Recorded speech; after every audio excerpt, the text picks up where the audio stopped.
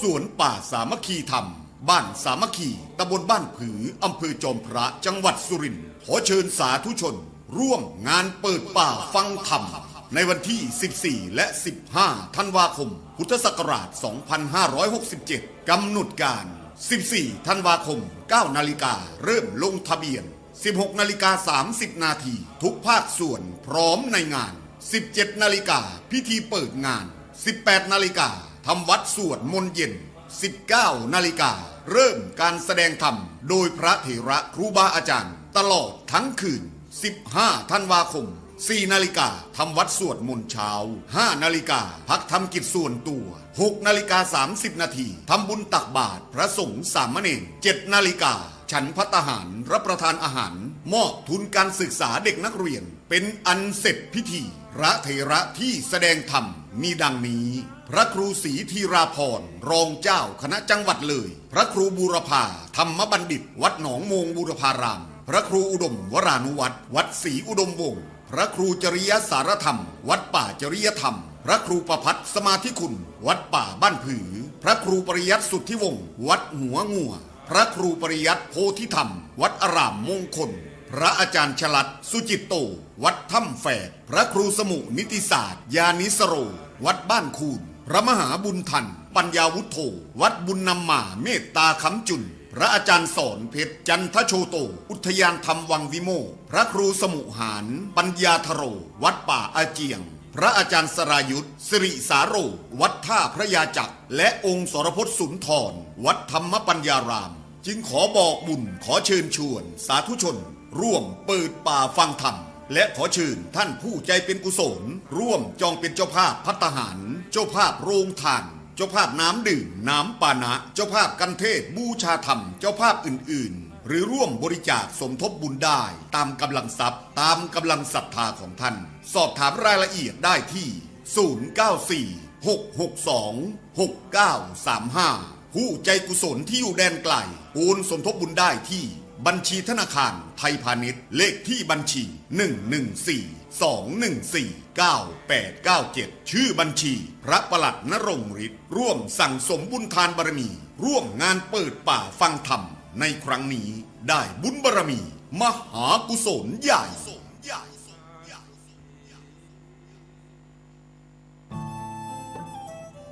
ท่านกำลังติดตามรับฟังสถานีวิทยุกระจายเสียงพระพุทธศาสนาแห่งชาติและสังคม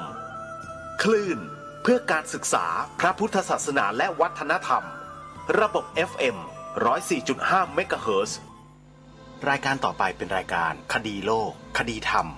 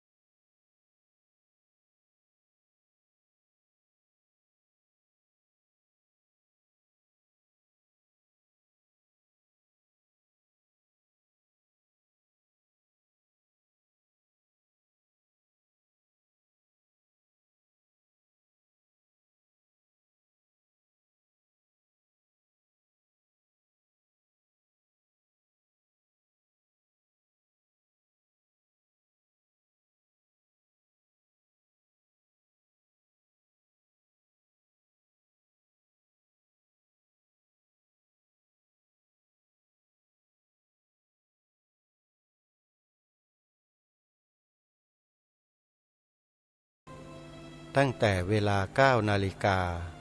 เป็นต้นไปและอีกหลายเวลาที่ทางสถานีวิทยุพระพุทธศาสนาแห่งชาติคลื่นต่างๆนำออกอากาศเช่นเวลา 9 นาฬิกาสามารถรับฟังได้ที่ สถานีวิทยุพระพุทธศาสนาจังหวัดเชียงใหม่วัดหนองกายตำบลสันป่ายางอำเภอแม่แตงจังหวัดเชียงใหม่คลื่น FM 99.75 เมกะเฮิรตซ์สถานีวิทยุพระพุทธศาสนาจังหวัดกาฬสินธุ์วัดอารามมงคลอำเภอยางตลาดจังหวัดกาฬสินธุ์ FM 89 เมกะเฮิรตซ์สถานีวิทยุพระพุทธศาสนาจังหวัดเลยวัดศรีอุดมวงศ์ตำบลศรีสงครามอำเภอวังสะพุงจังหวัดเลย FM 101.75 เมกะเฮิรตซ์เวลา 10 นาฬิการับฟังได้ที่สถานีวิทยุพระพุทธศาสนาแห่งชาติประจำจังหวัดเลยคลื่นวัดป่าจริยธรรมตำบลนาดอกคำอำเภอนาด้วงจังหวัดเลย FM 96.50 เมกะเฮิรตซ์และสถานีวิทยุพระพุทธศาสนาจังหวัดสุพรรณบุรีวัดสามชุกอำเภอสามชุกจังหวัดสุพรรณบุรี FM 100.25 เมกะเฮิรตซ์เวลา 11 นาฬิการับฟังได้ทางสถานีวิทยุพระพุทธศาสนาแห่งชาติประจำจังหวัดเชียงใหม่วัดฝายหินตำบลสุเทพอำเภอเมืองจังหวัดเชียงใหม่คลื่น FM 104.50 เมกะเฮิรตซ์เวลา 13 นาฬิการับฟังได้ทางสถานีวิทยุพระพุทธศาสนาแห่งชาติประจำจังหวัด101วัดบ้านปลาคูนตำบลท่าหาดยาวอำเภอโพนทรายจังหวัด101คลื่น FM 104.50 เมกะเฮิรตซ์เวลา 1 นาฬิการับฟังได้อีกครั้งหนึ่งทางสถานีวิทยุพระพุทธศาสนาแห่งชาติประจำจังหวัดเชียงใหม่วัดฝายหินตำบลสุเทพอำเภอเมืองจังหวัดเชียงใหม่คลื่น FM 104.50 เมกะเฮิรตซ์และสถานีวิทยุต่างๆดังกล่าวท่านสามารถดาวน์โหลดแอปพลิเคชันเพื่อติดตามรับฟังได้ทุกสถานีโดยการดาวน์โหลดแอปพลิเคชันที่ชื่อว่าวิทยุพุทธศาสนาทั่วไทยในการติดตามรับฟังรายการคดีโลกคดีธรรมนอกจากฟังทางสถานีวิทยุโดยตรงแล้วสามารถรับฟังได้ทางแอปพลิเคชันผ่านโทรศัพท์มือถือได้และอีกช่องทางหนึ่งที่ท่านสามารถติดตามรับฟังย้อนหลังก็ได้คือทาง YouTube มีอยู่2 ช่องให้ท่านพิมพ์คำว่าคดีโลกคดีธรรมวัดฝายหินหรือคดีโลกคดีธรรมธรรมะภาคเหนือมีอยู่2 ช่องที่ออกรายการคดีโลกคดีธรรมอยู่เป็นปกติและสามารถเปิดฟังย้อนหลังได้ขอกราบขอบพระคุณผู้อำนวยการสถานีวิทยุพระพุทธศาสนาทุกคลื่นทุกจังหวัดที่ได้กรุณาให้พื้นที่ออกอากาศแก่รายการคดีโลกคดีธรรมมาโดยตลอดรายการนี้ขออนุโมทนาบุญกับญาติโยมที่สนับสนุนทุกท่าน ซึ่งในช่วงนี้ทางรายการนั้นกำลังนำเสนอเรื่องราวเนื้อหาสาระที่เป็นอดีตของประเทศไทยของเราชนเผ่าไทยของเราเมื่อครั้ง 6,000 กว่าปีซึ่งมีหลักฐานได้จารึกบันทึกไว้เป็นที่ปรากฏเป็นหลักฐานทางโบราณคดีที่ชัดเจนมากนั่นก็คือแผ่นกระเบื้องจานเมืองคูบัวจังหวัดราชบุรีเป็นแผ่นกระเบื้องที่มีอายุยาวนานมากนับเป็น 2,000 กว่าปีสาธุชนทุกท่าน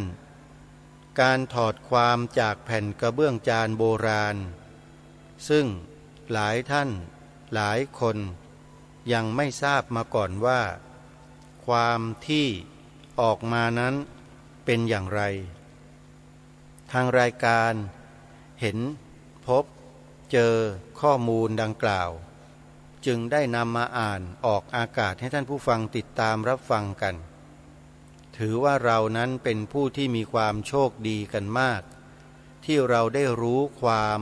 ในแผ่นกระเบื้องจานโบราณของบรรพบุรุษไทยของเราเมื่อ 2,000 กว่าปีที่แล้วซึ่งทำการจารึกบันทึกเรื่องราวในอดีตที่ไกลโพ้นออกไปจาก 2,000 กว่าปีนี้อีกมากเลยจะหาอ่านได้ในหนังสือเล่มเดียวที่มีชื่อว่าพุทธศาสนสุวรรณภูมิปกรณ์หนังสือพุทธศาสนสุวรรณภูมิปกรณ์นี้มีจำหน่ายอยู่ที่เดียวคือวัดโสมนัสวิหารเพราะผู้ที่จัดทำหนังสือเล่มนี้ได้ถอดความออกมาจากแผ่นกระเบื้องจานเมืองโบราณคูบัวราชบุรีเพื่อเป็นความให้เราอ่านกันได้หนังสือเล่มนี้มีคุณค่าทางประวัติศาสตร์ของชาติไทยเรามากเพราะบ่งบอกถึงอัตลักษณ์เอกลักษณ์ที่ชัดเจนมีความเป็นมาเป็นไปที่เกี่ยวเนื่องกับพระบวรพุทธศาสนาของเราด้วยเพราะฉะนั้นความผิดเพี้ยนจึงยากที่จะเกิดขึ้นได้แต่ให้พวกเรานั้นวางจิตใจเราให้เป็นกลางแล้วศึกษาหาเรียนรู้สิ่งเหล่านี้ได้จะไม่มีความขัดแย้งเลยเพราะนั่นคือวัฒนธรรมจารีตประเพณีของคนโบราณที่เขาถือปฏิบัติกันมาตั้งแต่ต้นกับคำว่าต้นกับในที่นี้ก็คือตั้งแต่ยุคเริ่มต้นของมนุษย์ที่อุบัติและมีขึ้นในโลกใบนี้โดยเฉพาะมนุษย์ในแถบประเทศไทยของเรามีอายุที่ยาวนานมากหลายแสนปีหรืออาจจะนับเป็นล้านปีมาแล้วด้วยที่มีผู้คนอาศัยอยู่ในแถบพื้นดินของประเทศไทยของเรานี้เพราะจากการพิสูจน์ทราบทางหลักฐานโบราณคดีตั้งแต่ยุคหินเก่ายุคหินใหม่ยุคเหล็กยุคไฟยุคอะไรก็แล้วแต่มีปรากฏเป็นหลักฐานอยู่ในประเทศไทยเราเยอะมากไม่ว่าจะเป็นผาแต้มไม่ว่าจะเป็นเมืองคูบัวราชบุรีไม่ว่าจะเป็นบ้านเชียงจังหวัดอุดรธานีหรือที่ไหนก็แล้วแต่ที่นักโบราณคดีไปสำรวจตรวจพบความมหัศจรรย์อันยาวนานของมนุษย์ที่อาศัยอยู่ในแถบแผ่นดินของไทยเรานี้แต่นักโบราณคดีก็ไม่สามารถที่จะฟันธงลงไปได้ว่าคนเหล่านี้เขามีวัฒนธรรมจารีตประเพณีวิถีชีวิตความคิดของเขาเป็นแบบไหนนักโบราณคดียังฟันธงลงไปไม่ได้แต่พระสงฆ์รูปหนึ่งที่ท่านกล้าที่จะฟันธงลงไปและยังสามารถจัดทำเป็นรูปเล่มเผยแพร่เรื่องราวในโบราณในอดีตดึกดำบรรพ์เนี่ยมาให้แก่พวกเราชนรุ่นหลัง ได้ศึกษาเรียนรู้กันด้วย ท่านเจ้าคุณรูปนี้ก็คือ เจ้าคุณพระราชกวีอ่ำธรรมทัตโตจากวัดโสมนัสวิหารมีเพียงรูปเดียวเท่านั้นที่ถอดความจากแผ่นกระเบื้องจานเมืองคูบัวได้อย่างง่ายดายหาที่เปรียบมิได้ญาติโยมนี่คือความมหัศจรรย์อย่างหนึ่งของเจ้าคุณพระราชกวีอ่ำธรรมทัตโตที่สามารถอ่านตัวอักษรโบราณออกมาอย่างง่ายดายเลยแล้วท่านก็ทำการจารึกไว้บันทึกไว้จัดพิมพ์เป็นรูปเล่มให้พวกเราได้อ่านกันอยู่ในปัจจุบันนี้ต้องขอกราบขอบพระคุณท่านเจ้าคุณพระราชกวีอ่ำธรรมทัตโตไว้ณโอกาสนี้หากท่านมีวิถีจิตดวงวิญญาณที่รับรู้ได้ก็ขอให้ได้รับความขอบคุณจากพวกเราทั้งหลายที่ได้ศึกษาผลงานของท่านขอให้เราได้รู้เหมือนอย่างที่ท่านรู้ขอให้เราได้เป็นเหมือนอย่างที่ท่านเป็นขอให้เรามีความสามารถเก่งฉกาจเหมือนอย่างท่านที่มีความสามารถและเก่งฉกาจในด้านโบราณคดีแบบนี้เราจะได้ช่วยกันเผยแพร่สิ่งเหล่านี้กันสืบต่อไปให้ลูกหลานคนไทยของเราสานต่อสาธุชนท่านผู้ฟังทุกท่านกล่าวมาถึงตรงนี้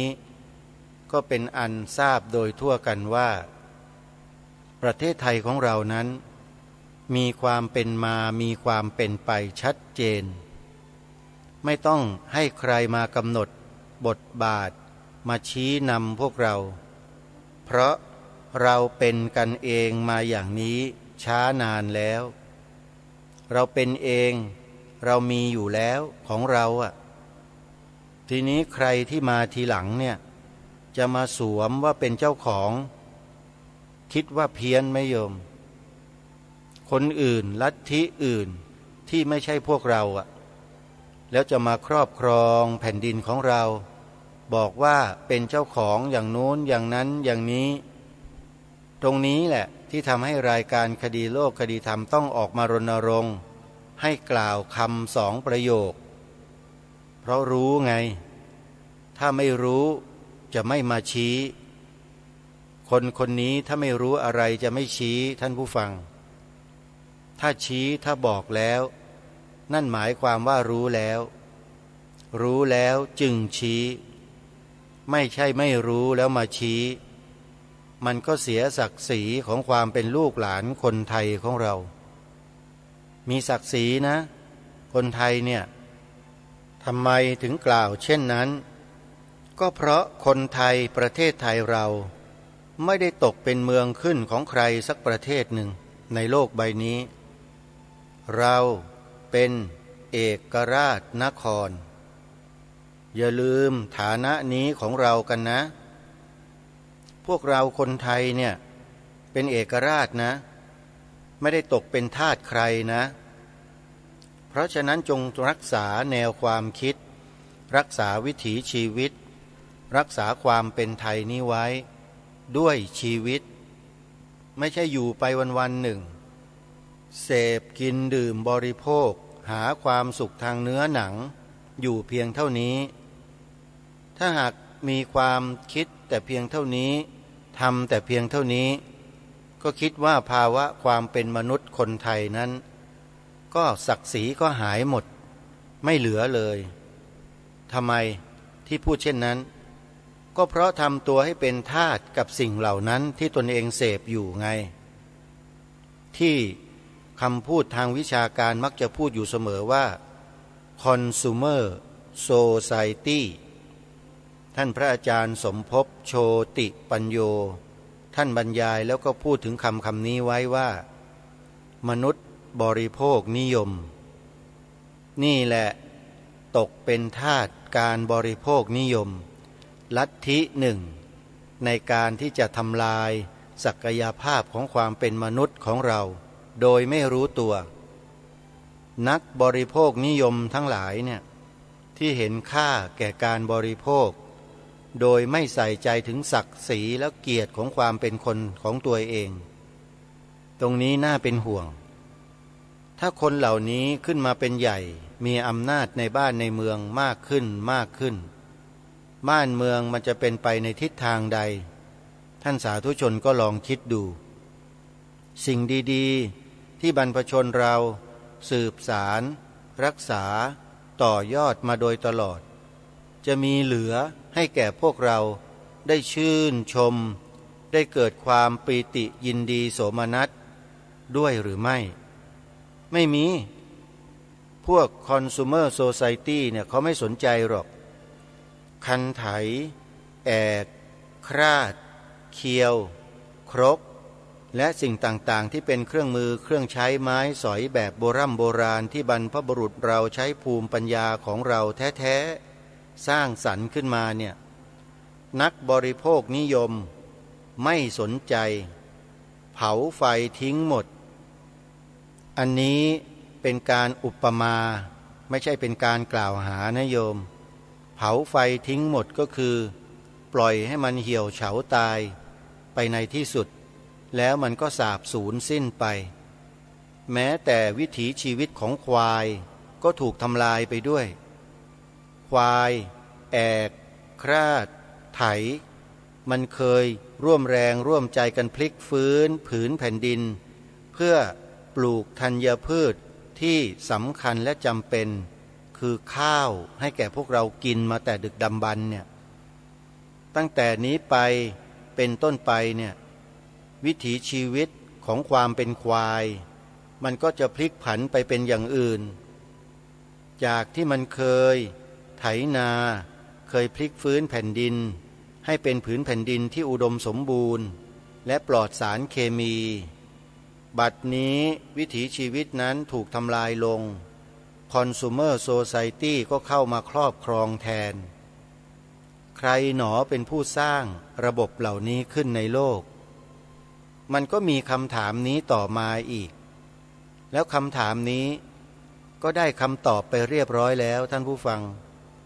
ถ้าใครติดตามรับฟังรายการคดีโลกคดีธรรมมาโดยตลอดก็จะทราบเป็นอย่างดีว่ามนุษย์ในโลกของเราทั้งหมดทั่วโลกถูกครอบงำด้วยระบบ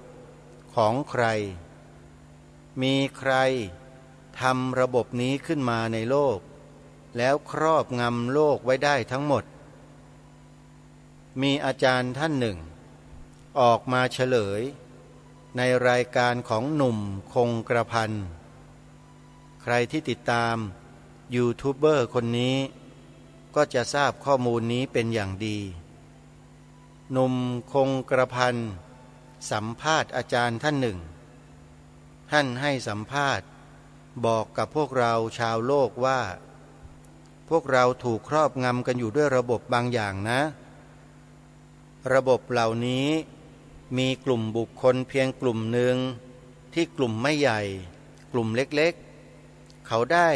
ร่างกฎระเบียบเหล่านี้ขึ้นมาในโลกแล้วก็ประกาศเชิญชวนให้มนุษย์ในโลกเข้ามาติดกับของระบบของเขาแล้วมนุษย์ก็เดินมาติดกับกันโดยข้อกฎหมายกันทั้งบ้านทั้งเมืองทั้งโลกใครไม่ทำตามข้อกฎหมายที่กำหนดก็จะถูกบทลงโทษในที่สุดจึงทำให้มนุษย์ในโลกนี้ต้องเดินเข้าสู่ระบบที่เขาเขียนเขาทำเอาไว้อย่างไม่ต้องมีข้อถกเถียงใดๆยินยอมโดยสิโรราบทั้งโลกเลยเราผู้ที่ฟังรายการและผู้ที่พูดรายการอยู่ในขณะนี้ก็เคยถูกครอบงำด้วยระบบนี้มาแล้วสาธุชนลองพิจารณาดูในข้อนี้กันให้ละเอียดนิดนึงนะอย่าเพิ่งกล่าวหาอย่าเพิ่งกล่าวร้ายผู้ดำเนินรายการเดี๋ยวจะเป็นบาปนะโยมพิจารณาให้ละเอียดรอบคอบและลึกซึ้งกันสักนิดหนึ่งว่าคนไทยเราในสมัยอดีตบรรพบุรุษไทยของเราในอดีตเคยถูกครอบงำด้วยระบบนี้มาก่อนหรือเปล่าเปล่าอ้าวแล้วทำไมถึงถูกครอบงำล่ะ ก็เพราะคนพวกนี้ใช้กำลังเข้ามาบีบบังคับมาสิ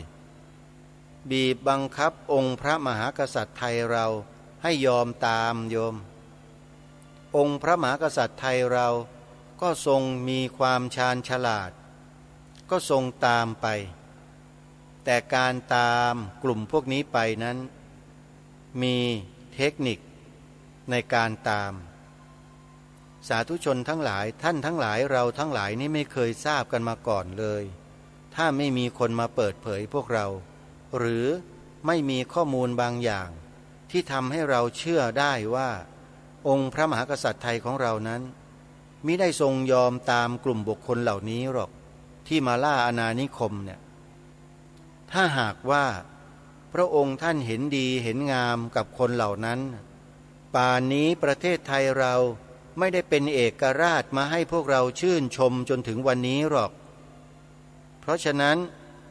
การที่ประเทศไทยเราถูกครอบงำด้วยระบบบางอย่างของคนกลุ่มดังกล่าวอยู่เนี่ยไม่ใช่เพราะองค์พระมหากษัตริย์แต่เป็นเพราะคนที่ได้รับแนวพระราชดำริของพระองค์ท่านมากระทำการแล้วกระทำไม่ได้อย่างแนวพระราชดำริที่พระองค์ทรงต้องการให้กระทำมันก็เลยผิดเพี้ยนไปหมดเลยแม้แต่ผู้หลักผู้ใหญ่ระดับสูงของประเทศไทยที่รู้จักกันทั่วทั้งประเทศยังออกมาพูดเพี้ยนเลยว่าสีขาวในธงชาติก็หมายถึงทุกศาสนานั่นแหละนี่คือคำพูดที่เพี้ยนนะเป็นใครอย่างไรท่านย้อนไปฟังดูเองในงานวันพระราชทานธงชาติไทยที่ผ่านมาเมื่อประมาณ26กันยายนมีการจัดบรรยายเรื่องธงชาติอยู่แถวถนนราชดำเนินกลางนี่แหละผู้ดำเนินรายการทำการบันทึกไว้หมดแล้วออกอากาศรายการคดีโลกคดีธรรมด้วยนะใครที่ต้องการไปฟังวันนั้นน่ะโยมเข้าไปฟังใน YouTube ไปย้อนฟังได้เลยประมาณวันที่นะคลิปรายการนะ25หรือ26กันยายนนี่แหละก่อนวันพระราชทานธงไตรรงค์วันพระราชทานธงไตรรงค์จริงๆเนี่ยเป็นวันที่28กันยายนของทุกปีแต่เวทีการบรรยายให้ความรู้เรื่องธงชาติของผู้ใหญ่2 คนที่สุดในประเทศไทยที่รู้จักกันเนี่ยบรรยายกันก่อนงานคือประมาณ25-26กันยายนสาธุชนลองไปฟังคลิปรายการคดีโลกคดีธรรมใน2 วันนั้นดูก็แล้วกันแล้วท่านจะทราบเองว่าเป็นใครผู้ดำเนินรายการพูดเนี่ยรับผิดชอบตัวเองนะรับผิดชอบคำพูดตัวเองเพราะไม่ใช่พูดผิดพูดถูกต้องการพูดที่พูดว่าสีขาวในธงชาติหมายถึงทุกศาสนาเนี่ยคือคำพูดที่เพี้ยนและผิดไม่ถูกต้องขอยันเลยว่าไม่ถูกต้องไม่เป็นไปตามแนวพระราชดำริขององค์พระมหากษัตริย์ไทยที่พระองค์ผู้ทรงพระราชทานความหมายธงไตรรงค์ไว้ผิดฮะใครไปแปลความหมายสีขาวในธงชาติว่าหมายถึงทุกศาสนานี่ผิดหมดไม่ว่าคนนั้นจะเป็นใครก็ตามผิดอย่าอกตัญญูต่อบรรพชนตัวเองนะพวกเราบรรพชนเรานั้นสละเลือดเนื้อชีวิตแลกสิ่งเหล่านี้มาไว้ให้พวกเราถ้าหากว่าพวกเราไม่สานต่อคือไม่รักษาสืบสารไม่ต่อยอดพวกเราก็จะกลายเป็นคนอกตัญญูทันทีนะอาตมาภาพและกระผมเนี่ยเป็นคนที่กินอุดมการณ์มากกว่ากินวิชาการเพราะวิชาการในโลกทั่วโลกคือระบบที่กลุ่มคนกลุ่มหนึ่งสร้างขึ้นมาครอบงำมนุษย์ในโลกทั้งหมดโดยที่มนุษย์นั้นไม่รู้ตัวและยอมรับโดยสิโรราบหมดเลยอันนี้ต้องไปฟังคลิปของหนุ่มคงกระพันที่เขาจัดรายการอยู่ชื่อคลิปใครสนใจนะไปฟังคลิปนี้ดูแล้วท่านจะรู้เลยว่ามนุษย์ในโลกอย่างพวกเราทุกคนเนี่ยถูกครอบงำหมดเลย คลิปนี้ชื่อว่าไซออนิสหนุ่ม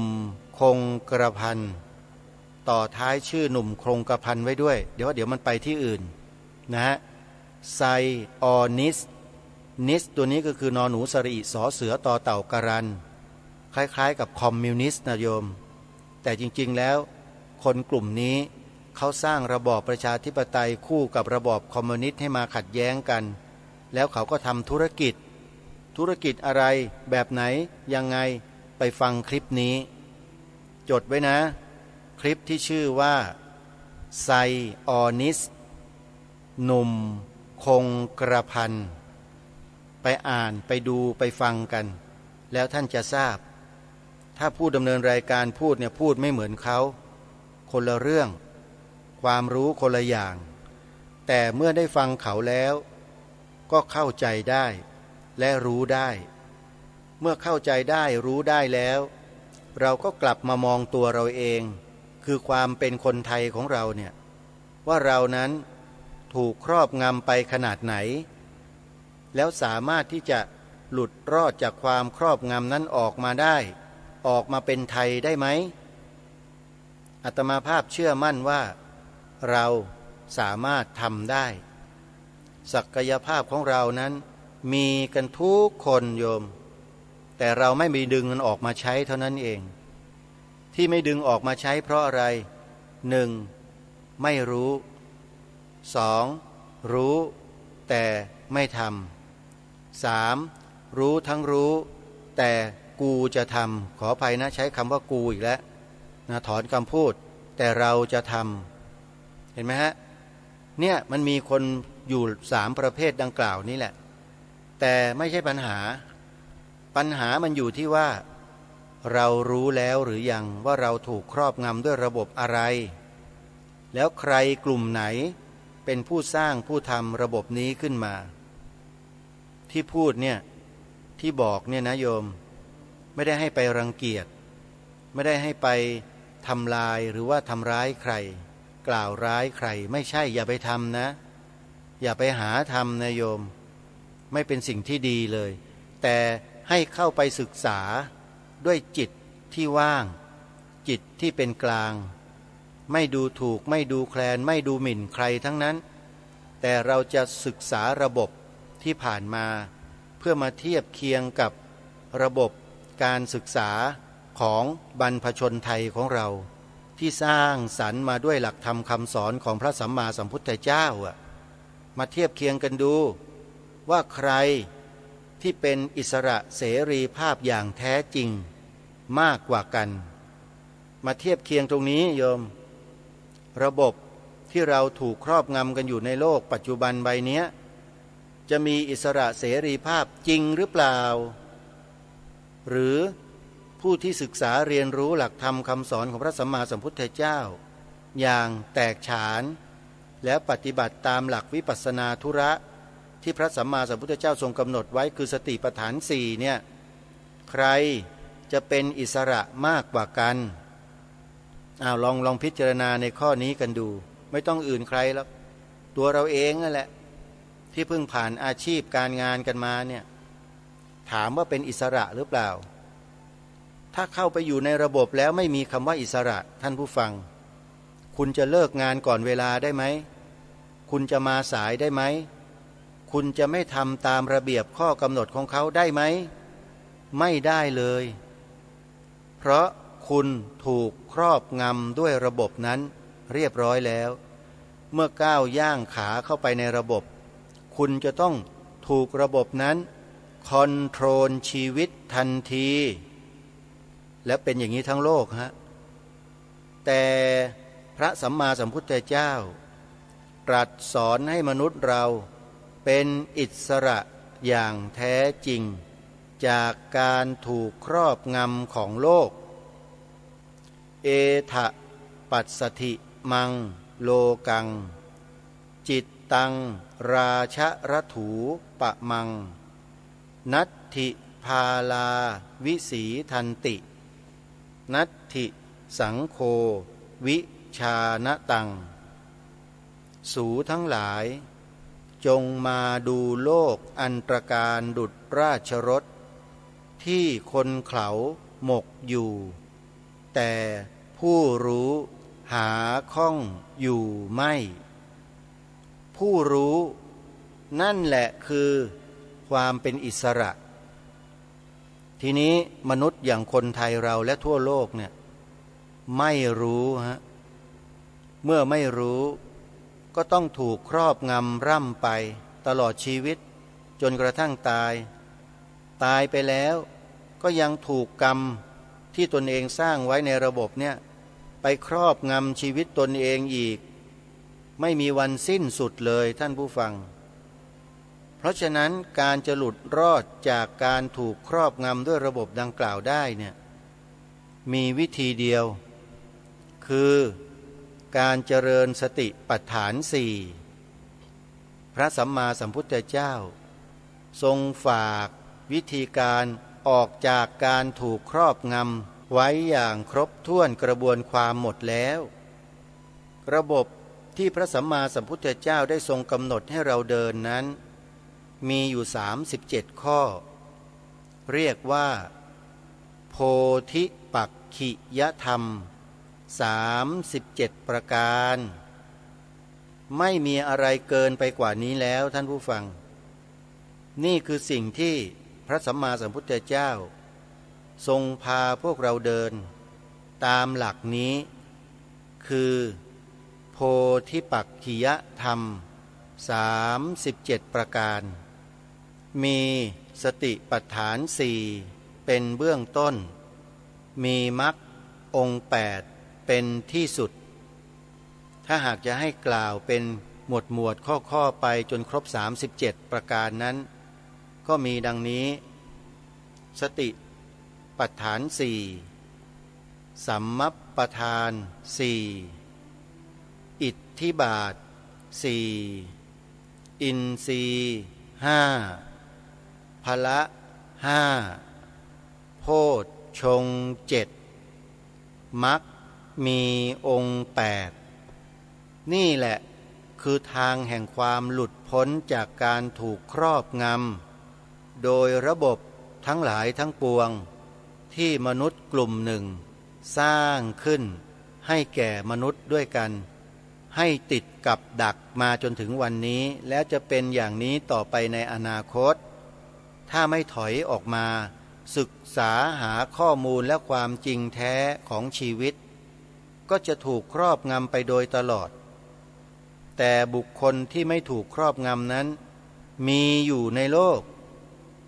บุคคลประเภทไหนล่ะท่านผู้ฟัง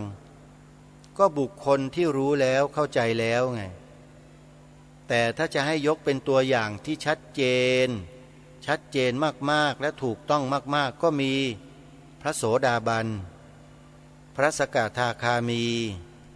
พระอนาคามีพระอรหันต์และพระสัมมาสัมพุทธเจ้าท่านเหล่านี้แหละพ้นจากการถูกครอบงำด้วยระบบของโลกที่มีคนเขาจัดเขาทำขึ้นมาในโลกพ้นแล้วพ้นจากบ่วงของมารทั้งปวงทั้งของทิพย์และของมนุษย์คือบุคคลที่เป็นอริยบุคคลทั้งหมดเราท่านทั้งหลายอย่าปรมาทตัวเราเองว่าเราจะเดินไปไม่ถึงเราจะทำไม่ได้อย่าคิดนะโยมนะถ้าคิดอย่างนั้นเท่ากับว่าเราบั่นทอนกำลังของเราลงไปถึง 50% แล้วนะถ้าคิดกันแบบนั้นเนี่ยเพราะฉะนั้นจงกระตุ้นความคิดของตัวเองเสียใหม่ให้ยืนหยัดและมั่นใจตัวเราเองว่าเราทำได้เราทำได้ฉันทำได้เราทำได้ต้องกระตุ้นตัวเองแบบนี้เราจึงจะเดินไปสู่ความสำเร็จได้แต่ถ้าเรานิ่งๆเฉยๆไม่รู้ร้อนไม่รู้หนาวไม่เอาทานไม่สนใจอยู่ไปวันๆไม่คิดไม่พูดไม่ทำไม่ยุ่งเกี่ยวกับใครมีชีวิตเป็นของตนเองอย่างนี้ไปไม่รอดฮะเพราะ ความเป็นอริยบุคคลหรือกัลยาณปุถุชนในพระศาสนานี้เนี่ยไม่ทำให้คนอับจนนะท่านผู้ฟังหลักธรรมคำสอนของพระสัมมาสัมพุทธเจ้าเนี่ยไม่ได้ถูกกำหนดขึ้นมาเพื่อให้เกิดความอับจนของมนุษย์แต่ถ้าจะบอกว่าอับจนก็อับจนในสิ่งที่ควรอับจนคืออับจนในลาภสักการะยศถาบรรดาศักดิ์ตำแหน่งหน้าที่การงานอาจจะอับจนในเรื่องเหล่านี้แต่ไม่อับจนในเรื่องของปัญญาสัมมาทิฏฐิคนมีปัญญานั่นแหละจะเป็นผู้หลุดรอดพ้นจากบ่วงทั้งปวงได้เพราะฉะนั้นเราเกิดมาเป็นมนุษย์พบพระพุทธศาสนาแล้วเนี่ยอย่าปล่อยเวลาให้ล่วงเลยไปโดยเปล่าประโยชน์จงดาวน์โหลดแอปพลิเคชันวิทยุพุทธศาสนาทั่วไทยไปฟังธรรมะศึกษาธรรมะเรียนรู้ธรรมะกันเถอะทางรายการได้ประกาศเชิญชวนให้พวกเราดาวน์โหลดแอปพลิเคชันวิทยุพุทธศาสนาทั่วไทยเนี่ยทุกต้นชั่วโมงทุกวันเลยท่านสาธุชนทั้งหลายเพราะอะไรเพราะเห็นประโยชน์อยู่ต่อหน้าชัดๆเลยเสียงธรรมะที่เปล่งออกมาจากแอปพลิเคชันผ่านระบบของโทรศัพท์มือถือของเราเนี่ยมันเป็นสิ่งที่มหัศจรรย์มากเป็นสิ่งที่ง่ายดายเหลือเกินในการที่เราจะเข้าถึงเรียนรู้ศึกษาพัฒนาแนวความคิดของเราเองด้วยหลักธรรมคำสอนของพระสัมมาสัมพุทธเจ้าเดี๋ยวนี้เครื่องมือเทคโนโลยีที่ทันสมัยถูกนำมาใช้เผยแผ่หลักธรรมคำสอนของพระสัมมาสัมพุทธเจ้าให้เรานำไปใช้กันอยู่แต่ขอโทษทีเหอะเราดันใช้กันไม่เป็นเนี่ย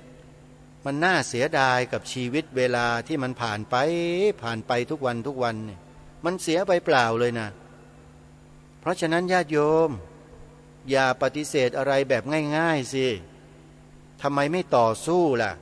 เพื่อให้ได้มาซึ่งแอปพลิเคชันนี้ไว้ในโทรศัพท์ของเราอะ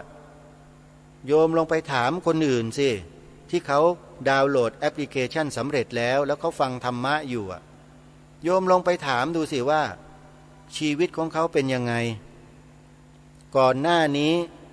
ดาวน์โหลดแอปพลิเคชันไม่รู้จักเลยว่าคืออะไรแต่เดี๋ยวนี้พอดาวน์โหลดได้แล้วฟังธรรมมาหลายวันแล้วหลายเดือนหลายปีแล้วต้องถามความรู้สึกของท่านเหล่านี้ดูสิว่าเป็นยังไงโยมจะทราบด้วยตัวของโยมเองอาตมาไม่สามารถที่จะไปดาวน์โหลดให้โยมได้โยมอยู่คนละที่กันนะถ้าอยู่ที่เดียวกันยังพอที่จะช่วยเหลือกันได้แต่ก็ไม่ต้องกังวลนะโยมนะโยมถ้ามีโอกาสมาสถานีวิทยุที่โยมฟังกันอยู่เนี่ยโยมก็ไปขอร้องให้พระคุณเจ้าเนี่ยดาวน์โหลดแอปฟังธรรมะให้โยมหน่อยโยมบอกพระสงฆ์เลยพระครูบาอาจารย์ของเราเลยโยมไม่ต้องรอช้าเพราะพระสงฆ์เรานั้นมีสัญลักษณ์ที่ชัดเจนอยู่ก็คือความเมตตากรุณาโยมไม่ต้องกลัวท่านกัดหรอกพระสงฆ์เราไม่กัดหรอกโยมไม่ต้องกลัวนะเราไม่ใช่พระปีนเสาพระปีนเสาก็ไม่ได้กัดใครนะโยมมีแต่จะถูกเขายันเอาอะเห็นไหมคือยังไงก็ตามพระสงฆ์เราเนี่ยไม่ต่อสู้ใครอยู่แล้วโยมแต่กล่าววาจาด้วยเหตุด้วยผลด้วยหลักการเท่านั้นเองแต่การกล่าวเหตุหลักผลบางทีพระสงฆ์เราบางรูปเนี่ยท่านไม่มีความสามารถเพียงพอถึงแม้จะมีความรู้มีความเข้าใจในหลักธรรมคำสอนอยู่แต่วิธีการต่อสู้ด้วยอาศัยวาทะในการพูดในการกล่าวแสดงกับบุคคลที่เขามีความรู้มีความสามารถแล้วพูดจาได้คล่องแคล่วคล่องปากเนี่ยพระเราก็สู้ไม่ได้ในรูปแบบของวิธีการแต่ในจิตใจที่พ้นจากความยึดมั่นถือมั่นแล้วเนี่ยมันก็เป็นอีกเรื่องหนึ่งที่คนในสังคมมักจะมองข้ามและมองไม่เห็นความจริงในข้อนี้ของคนเราไม่แน่นะโยม พระปีนเสารูปเนี้ยอาจจะบรรลุอย่างใดอย่างหนึ่งก็ได้อย่าหัวเราะนะโยมนะอย่าหัวเราะเยาะคนเรานะพระเทวทัตเนี่ยขนาดทำกับพระพุทธเจ้าถึงขนาดนั้นนะพระพุทธเจ้ายังทรงมีพยากรณ์ให้กับพระเทวทัตเลยขนาดเลวสุดๆขนาดนั้นนะต้องการจะฆ่าพระพุทธเจ้าเนี่ยลองคิดดูว่าเลวไหมเล่าพระเทวทัตยังได้รับการพยากรณ์จากพระสัมมาสัมพุทธเจ้าเลยว่าพระเทวทัตในภพต่อไปข้างหน้านู้นอันยาวไกลเนี่ยจะเป็นพระปัจเจกพุทธเจ้าองค์หนึ่งของโลกเอาสิเห็นไหมพระเทวทัตนะเลวกว่าพระปีนเสาหลายล้านเท่าโยมพระปีนเสาเนี่ยนอกจากจะไม่คิดทำร้ายทำลายพระสัมมาสัมพุทธเจ้าพระธรรมคำสอนแล้วพระปีนเสายังปกป้องคุ้มครองพระพุทธศาสนาอีกด้วยจงมองที่เจตนานะอย่ามองที่วิธีการที่ท่านทำอยู่เนี่ยมันอาจจะเพี้ยนไปบิดเบี้ยวไปมันก็เป็นอุปนิสัยเฉพาะบุคคลของท่านไม่ได้เกี่ยวกับหลักธรรมคำสอนของพระสัมมาสัมพุทธเจ้าเลยเพราะฉะนั้นญาติโยมการมองคนที่กำลังเป็นไปปรากฏอยู่ในสังคมเนี่ยมองให้ลึกมองให้เห็นมองให้เข้าใจแต่อย่ามองเพื่อจะทำลายโยมอย่างนี้จิตใจไม่ดีแล้วถ้ามองกันเพื่อทำลายเนี่ยคือพอเห็นพระปีนเสาพอได้ยินคำว่าพระปีนเสาเกิดจิตปฏิฆะขึ้นมาทันทีไม่พอใจเกลียดอย่างงู้นอย่างนี้นี่จิตคือจิตไม่เป็นปกติไงนั่นแหละต้องไปแก้ที่จิตตัวเองนะโยมนะไปแก้ที่ท่านแก้ไม่ได้ขอยืนยันนะว่าแก้ที่ท่านไม่ได้ก็ท่านมีอุปนิสัยแบบนั้นนะโยมเราก็ต้องยอมรับสิว่ามันเป็นเช่นนั้นเองเป็นเช่นนั้นเองทีนี้ใครจะไปแก้ไขปัญหาให้ท่านก็ตัดสินใจและพิจารณาเลือกเฟ้นบุคคลที่พอจะแก้ไขปัญหาให้กับท่านได้ก็ไปช่วยท่านก็แค่นั้นเองฮะท่านไม่ได้คิดไปทำร้ายไปทำลายใครเลยแม้แต่นิดเดียวเจตนาของท่านคือออกมาปกป้องพระพุทธศาสนาสาธุชนทุกท่านมองโลกในแง่ดีทำให้จิตนี้ผ่องใสนะโยมนะถ้ามองโลกในแง่ร้าย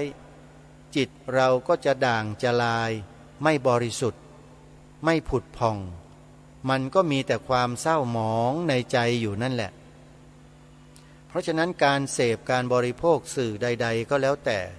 ที่กำลังเป็นไปอยู่ในโลกโซเชียลในสังคมโลกของสื่อสารมวลชนเนี่ยเราต้องมีวุฒิภาวะเพียงพอในการเสพในการบริโภคไม่เช่นนั้นแล้วเราก็จะถูกสื่อนั้นครอบงำจิตใจของเรา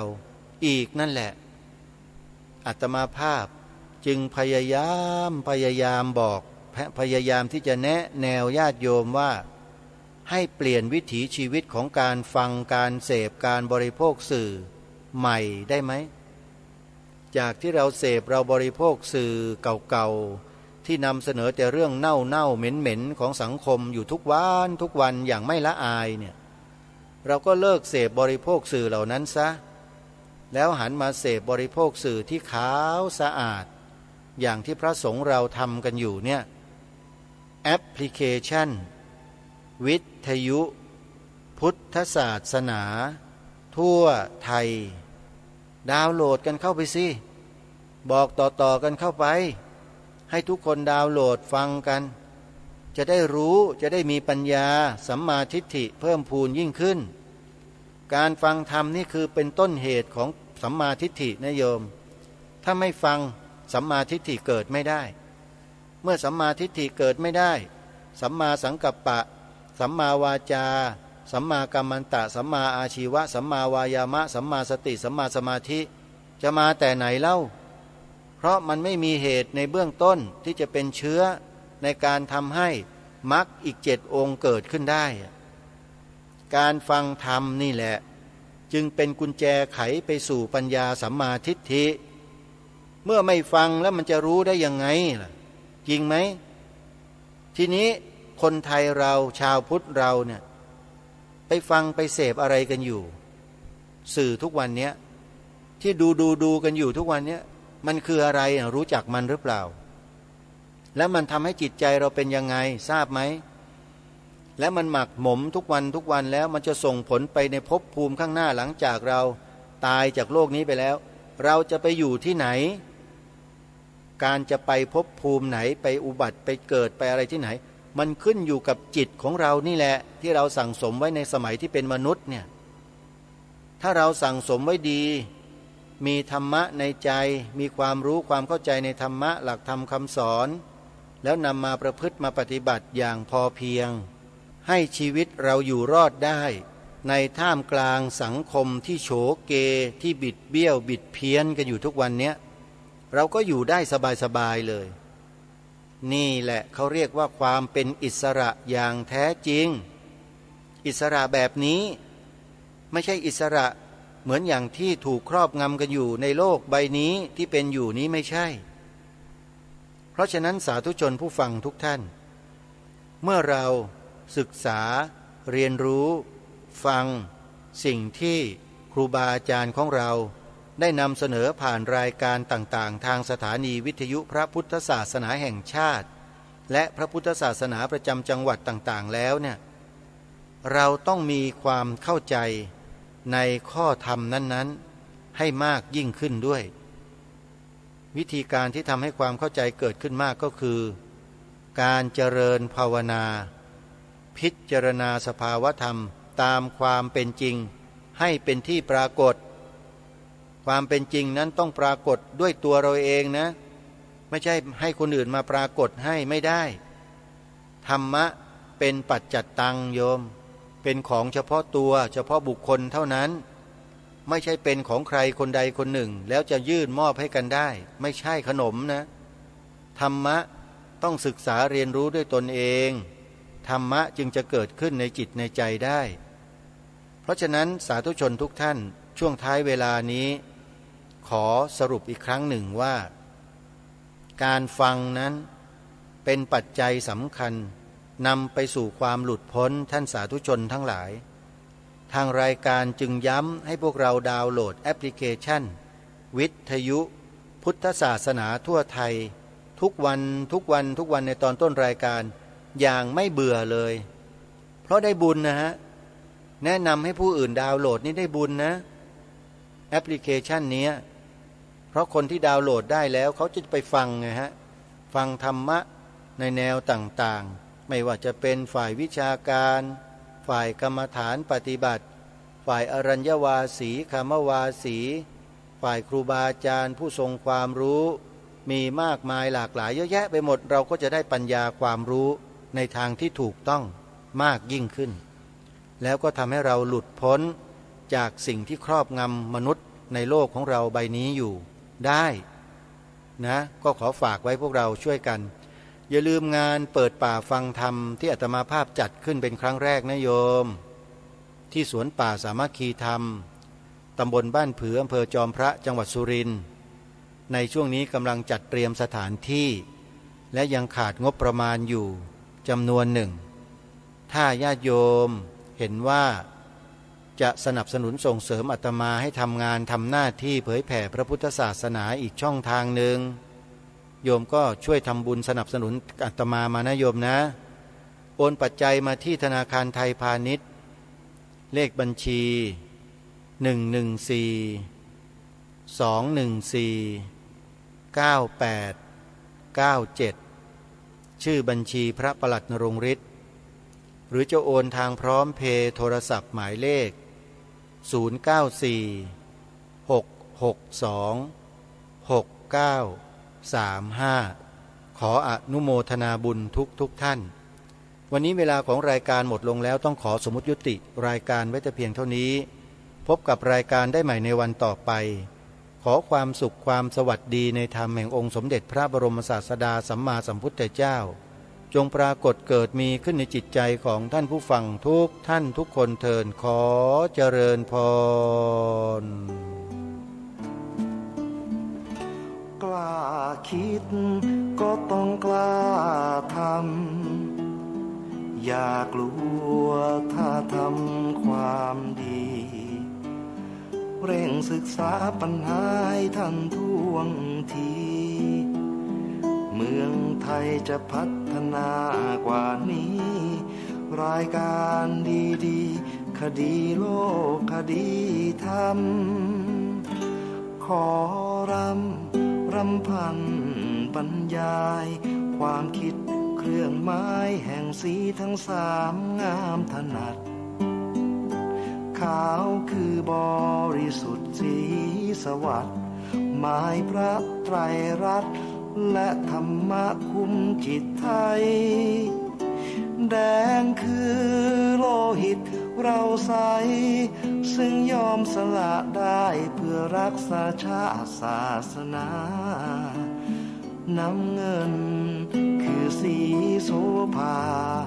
อันจอมประชาถ้าโปรดเป็นของส่วนองค์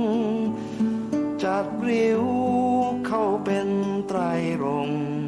จึงเป็นสีธงที่รักแห่งเราชาวไทย ทหารอวตารนำไปยงยุทธวิชัยวิชิตก็ชูเกียรติสยาม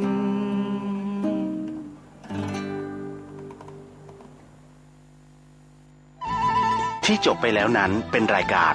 คดีโลกคดีธรรมดำเนินรายการโดยพระครูปลัดนรงค์ฤทธิ์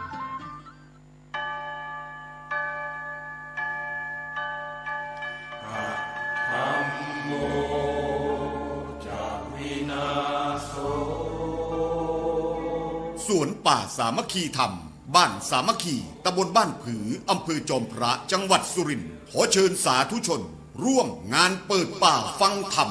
ในวันที่ 14 และ 15 ธันวาคม พุทธศักราช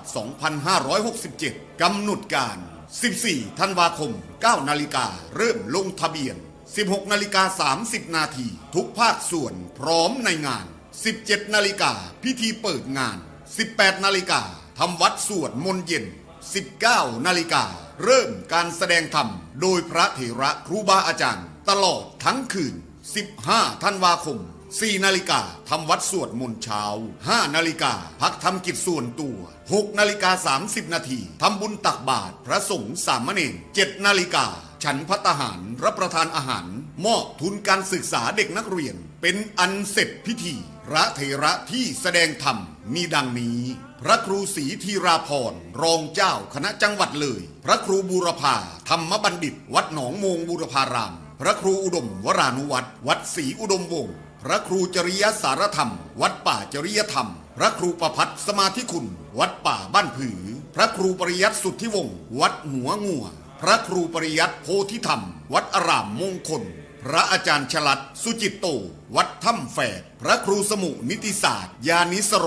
วัดบ้านคูนพระมหาบุญทันปัญญาวุฒโธวัดบุญนำมาเมตตาคำจุนพระอาจารย์สอนเพชรจันทโชโตอุทยานธรรมวังวิโมกข์พระครูสมุหารปัญญาธโรวัดป่าอาเจียงพระอาจารย์สรายุทธสิริสาโรวัดท่าพระยาจักรและองค์สรพจน์สุนทรวัดธรรมปัญญารามจึงขอบอกบุญขอเชิญชวนสาธุชนร่วมเปิดป่าฟังธรรมและขอเชิญท่านผู้ใจเป็นกุศลร่วมจองเป็นเจ้าภาพภัตตาหารเจ้าภาพโรงทานเจ้าภาพน้ำดื่มน้ำปานะเจ้าภาพกันเทศบูชาธรรมเจ้าภาพอื่นๆหรือร่วมบริจาคสมทบบุญได้ตามกำลังทรัพย์ตามกำลังศรัทธาของท่านสอบถามรายละเอียดได้ที่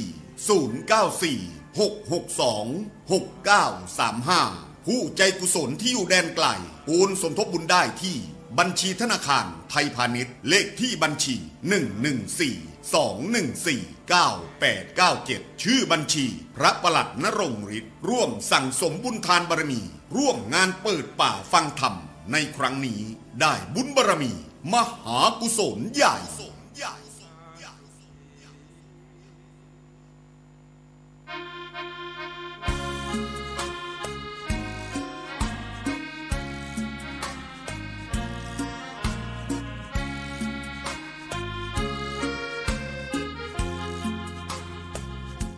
การโดยวัดป่าแดงมหาวิหารทรงกระจายเสียงจากเลขที่ 71 หมู่ที่ 14 บ้าน